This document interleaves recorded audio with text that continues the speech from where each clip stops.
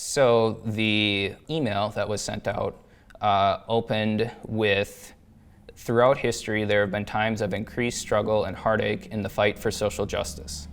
The civil rights movement is not a chapter in history class, it is here and now. And then it continued a little later on in the message.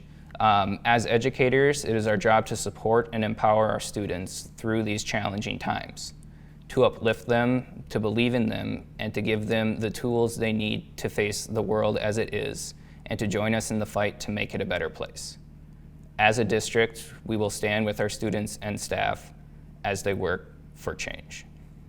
Unless you go marching with your students. Well. So they wrote that on a Friday, and then they wrote that on they wrote that on the 16th. The 18th you do the walkout. 19th. The 19th you do the walkout. Yep. And then but how does that just for people that I get that are just watching this now, you were then let go after you went on a walkout with students as a teacher. You were fired.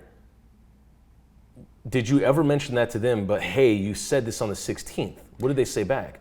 Yeah, nothing, actually. I drafted a letter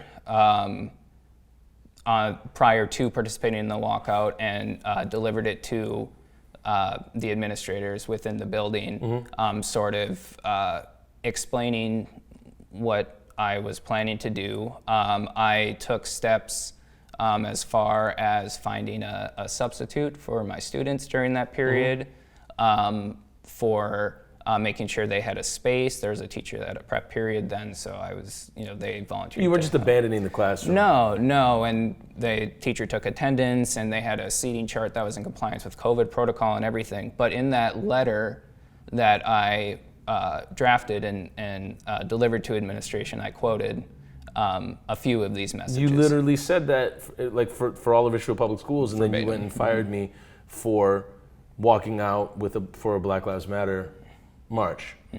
So that whole email goes, into the bonfire, because that doesn't mean anything at that point. Right, and there was a lot of similar language in the equity policy that the district has been very vocal about.